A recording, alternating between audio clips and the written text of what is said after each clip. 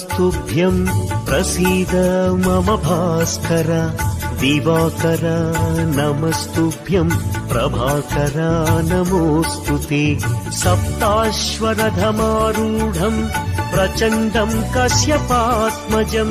श्वेतपद्मधरं देवं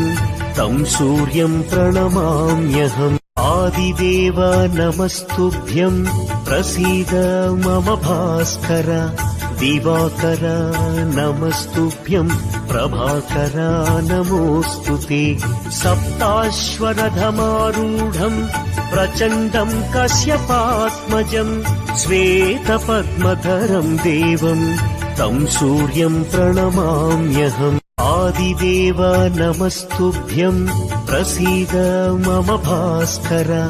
दिवाकर नमस्तुभ्यं प्रभाकर नमोऽस्तु ते